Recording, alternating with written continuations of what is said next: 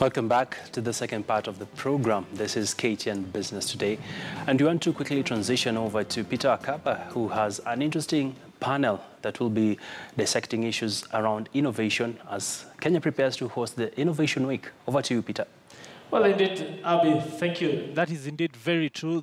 Of course, Nairobi Innovation Week, well, coming to Nairobi quite in just a few weeks. And the conversation here today being the fact that this event has brought together quite a large array of stakeholders, not just exhibitors, but of course innovators and angel investors who, one way or another, want to play a part in bringing this technology into the market. And to speak into that conversation, I have with me in studio three guests. Dr. George Moneki, Director of Strategy and Research at NetFund. He's the gentleman at the center right there. And of course, to my extreme right, that is Jemima Onsare. She is the acting CEO at the Kenya National Research Fund.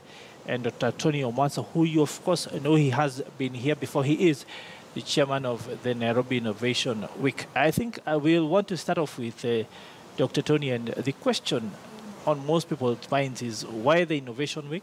Why did you even start it in the first place, and how did it come about? Okay, great. I think I'll probably answer in reverse order as you've just asked. Thanks very much for hosting us here. Somewhere in 2014, we thought about the weaknesses in the linkages between different stakeholders who make the innovation ecosystem. Mentioned startups, investors, research institution, academia, and so on and so forth. So we put together a concept and convinced university leadership that you need to demonstrate some leadership in this exercise, because the future of innovation education is even more about enterprise development and creation and commercialization of research and ideas. And so 2015, we started off. And as I've said, the key thing was to try, we realized that innovation is stronger if we strengthen the networks. Because I may not know everything, I may not have every capacity, but if I synergize with other people, then 1 + 1 becomes 3.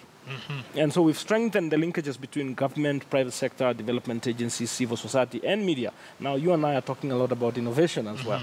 And we've seen growth over the last several years. Now we are dealing with over 50 different partners who are passionately interested in Innovation Week. It has also become a little more globalized. We've got stakeholders from Finland, Israel, Norway, Germany, who will be part of Nairobi Innovation Week. So for us, the fact that we're continuously growing, we know international forums of this nature that attract upwards of 20,000 people. We are not anywhere there, but we are headed there. Yeah. And speaking of stakeholders, you've just mentioned two of them here in studio. Let's start with the lady, Jemima. The Kenya National Research Fund. Few people even know that this body exists. What do you do? What is your role in the Innovation Week? Well, the National Research Fund is a new institution established by the Science, Technology and Innovation Act 2013. We are hardly 2 years old since inception. We have the Board of Trustees in place, and our main mandate is to mobilize resources for research for Kenyan researchers. Within the ST&I Act, we have other sister institutions, National Commission for Science and Technology and the Kenya National Innovation Agency. The three institutions are expected to work hand in hand to drive the agenda towards the common or the ultimate national agenda, that is the Vision 2030. If you look at the 3 pillars, the foundation for the 3 pillars to achieve the ultimate goal for Vision 2030 is science, technology, and innovation. And that is why the government established these 3 institutions so as to harness the other stakeholders who are working towards this common goal. So, as National Research Fund, we are involved in mobilizing resources. From the government, we are getting a budget of 3 billion Kenyan shillings. This is our 2nd year. We are running the budget. And the target is to reach 2% GDP. Yes. So the question on most people's minds then would be, as you walk into this Innovation Week, what do you expect to get out of it? What exactly are you going to play as a role? Well, as you know, in research, the ultimate outcome of research, innovation is one of them. Yes. And this is how we come in. We fund both research and innovation. As you are aware, most of researchers in Kenya, they have done so much of work, but which lies in the shelves. It's not moved to the next level. And that is why now we have, or the government has given support through us as National Research Fund to support innovations which will move the country to the next level, being a knowledge-based economy as envisioned in the Vision 2030. So our role, our key mandate here is to support environment for innovators to showcase their ideas which they have come up out of the research which is done at the lab level. And the week, of course, is going to provide a very able platform to do that. Let me come to you, Dr. Waneki. Now, NetFund, we really haven't, personally, I haven't had much of this institution in the past. Having taken a look at your website, it promises a lot of things, everything from creating incubation centers, giving people a place where they should be able to grow their ideas into viable businesses and that sort of thing. Talk to us about what you'll be doing at the Innovation Week and the sort of person you'll be looking to link up with. First of all, NetFund stands for the National Environment Trust Fund, which was put in place by the EMCA, Environmental Management and Coordination Act. Yes. In 2015, we became a full body corporate. So this is the time now we're trying to take steps. I'm told we have to interrupt you, but we'll be back with you shortly. Let's come back to you, Dr. Mwansa. Even as we try to get him back on air again, the fact that this time round the week is bigger and better.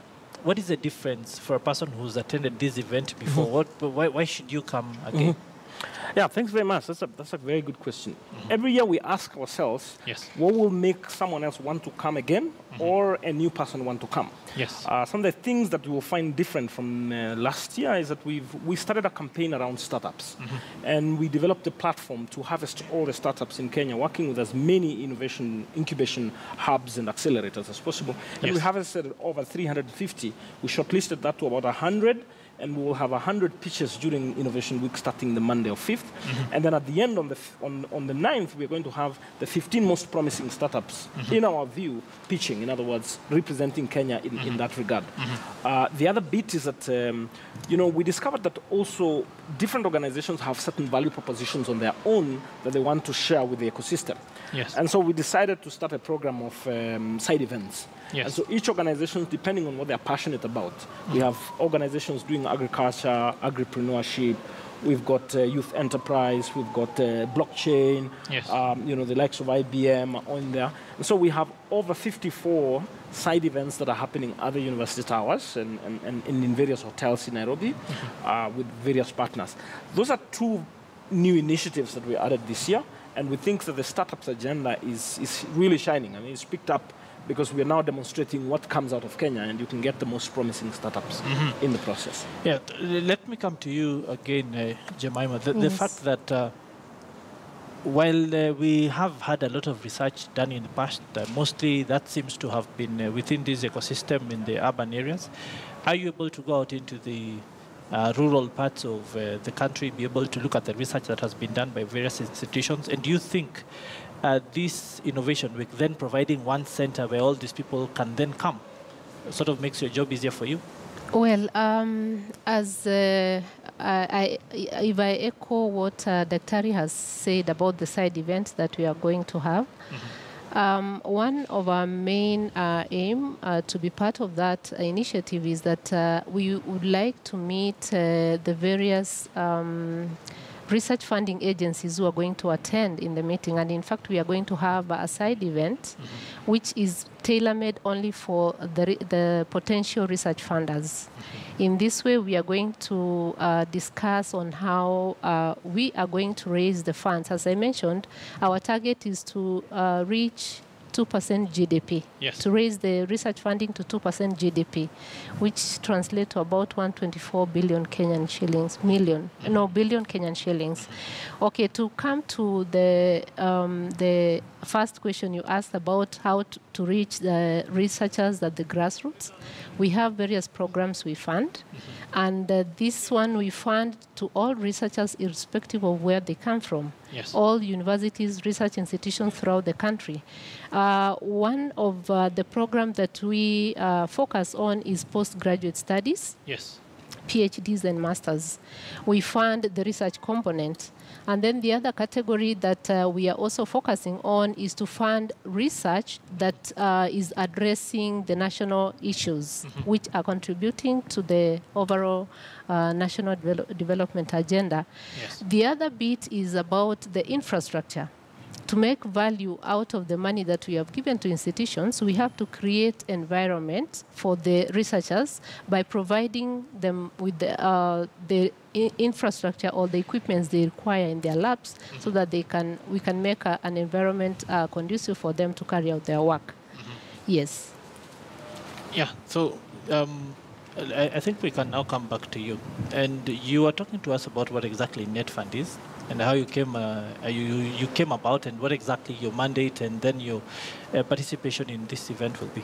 Right. As I was saying before, NetFund stands for the National Environment Trust Fund, Yes. which was put in place by the MCA 1999, but a revision of 2015 Yes. made us a full body corporate. So our role under MCA is to facilitate research, capacity building, publications, all related to the environmental sector.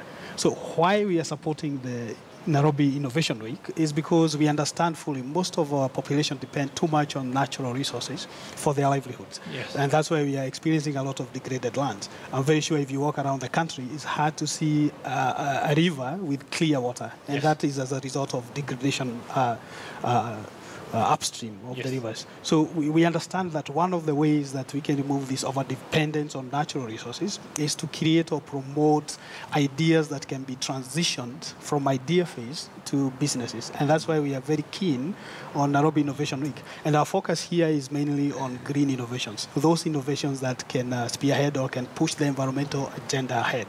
So once we see those ideas, I think we are very much ready to work closely with University of Nairobi. One aspect of this sort of businesses is, apart from the fact that they haven't been very common, is also the fact that with increased innovation, with increased knowledge, even conventional businesses are starting to have a green agenda. Right. Would that then start to speak into what we are talking about, especially if you can find innovations that will then help these businesses transition from where they are into viable green businesses? Of course, we would be very interested to see even the already established businesses, how can they green their value chain, or how can they green their processes. And some of the innovations, I'm aware that Kenya is one of the hubs for software innovations. Yes. And once you innovate in software, then you reduce the need to print and the need to consume some natural resources. So any process that, or any innovation that improves the processes in the current established businesses, or any ideas that can help establish a greener value chain, I think we are very interested in those kind of ideas. Dr. Mwansa, 30 seconds. How do you then knit all these stakeholders together in order at the end of this event to say that you've had the impact that you wanted to achieve that year? Well, we've successfully got together over 50 different partners that we're working with, and each of them, actually, NetFund has a set of exhibition areas, and there will be researchers who've been funded through their fund, and they'll be showing their innovations. NetFund as well will have several booths. In fact, they probably have the largest number of booths with lots and lots of startups. Now, and then we've got several others who are also displaying. But then there are conversations around policy, practice, showcasing products. We're trying to strengthen the linkages between investors and startups. And I think that is another conversation for another day, how to strengthen it and how to grow the local investor network and capacity and appetite for startups. And so far, we feel that building that network, we are making significant progress in elevating the country. Okay. Yeah. Indeed, thank you very much, all of you, for taking the time to talk to us. It has been a vibrant conversation, especially knowing that these are things that will have lots of impact, not just the youth, but the rest of the population, the economy as a whole. Asanteni sana. Thank you so much. Thanks for having us. Okay, indeed, that conversation right there, of course, speaking into the upcoming Nairobi Innovation Week, which is several weeks away, of course, something that you can all look forward to, and a conversation that will continue here on KTN News. But, of course, the news continues, and my colleague Begina is on the other side of studio with yet another conversation, this time around entrepreneurship. Abby, please take it away. Well, and getting right into the conversation right now, we are joined by Edwin Motari, who is an advocate of the High Court. And Motari, looking at statistics from the iHub, it shows that out of the 100 registered SMEs, only 20 make it to their second birthday. And it is also emerging that a number of SMEs are having challenges when it comes to registration. As an advocate and someone who also interacts a lot with SMEs, what needs to change for us to be able to see people being able to register their businesses and ensure that they achieve their goals? In Kenya currently, you realize 90% of youths and entrepreneurs, once they venture into business, they are very optimistic. The business might progress the next year. However, when they venture into business, they realize there are various hurdles that they didn't foresee before. However, the introduction of the new constitution and the new AG who has come into place has created a number of systems that are very easy. You're able to do research to ensure that registration is proper. You can do name search online, which is a little bit cheaper. You are able to the procedure that was there before of having to draft an elaborate articles of association has been reduced to a system that is more simpler. And you can face this way as you continue. Okay. Registration has been made a little bit simpler. We are having articles of association which are a little bit simpler. All right. And looking at the bigger picture right now, one of the biggest challenges for SMEs is not only getting registered, but the cost of legal fees. This has also been keeping most of them at bay, and they prefer to use the shortcut and just register something using a website and forget about doing the official registration. We realize in Kenya, registration fees, we have the statutory fees and we have legal fees. A number of times, it is advisable you have a lawyer who is able to advise you on the legal aspects of registration, because whenever there will be issues, a number of times you get people opening an association and not proceeding to register it, having funds. And whenever there will be an issue, it will be very difficult because you don't have a provision on how you are going to handle issues whenever they arise. And whenever you intend to engage, you will not be recognized as a legal entity. You will be recognized as individuals who have formed an association in quotes which is not recognized. It becomes very difficult, especially when you want to do business. All right. Yes. And as a country, where are we in terms of registration of businesses, and what needs to change to ensure we have more people coming out of the hiding and presenting themselves and being able to register their businesses? What needs to be done? The Office of the Attorney General has created a system that is simpler for laymen to be able to understand the various provisions in terms of what are the requirements for registration. We need Kenyan citizens to familiarize themselves with the various statutes that are provided in terms of the Companies Act of 2015. It's very simpler. It has provided a very clear structure of registration. We have various centers for Huduma that are able to people are able to go and do registration for the same services. However, we need the government to create more centers for registration and create a system that is more easier. And finally, Edwin, what does it take to get a business registered? How much would it cost an SME who tomorrow wants to get registered, and how long will it take? Okay, for registration of a company in Kenya is very different from registration of a business name. There are three kinds of businesses that a person can register. We have a sole proprietorship, that is one individual. We have a partnership, and we have a company. In terms of registration of a company, that is where most investors are interested in so much. For legal fees and the entire registration process, it comes to something to do with 25 to 30,000. All right. Depending on the kind of lawyer you are going to engage. However, legal fees, statutory fees that are payable to the government is like 16,000. That is what is payable to the government. All right. Yes. Many thanks, Edwin Mutari. Pleasure. I appreciate your time. Thank you so much. And of course, we hope that this has gone into helping one or two people out there in terms of understanding some of the requirements for business registration. And this is a thorny issue because even the Nairobi Senator, Johnson Sakaja, has been on record saying that a number of issues need to change if companies are able to receive tenders from government, and all this is linked to registering your business in the right way.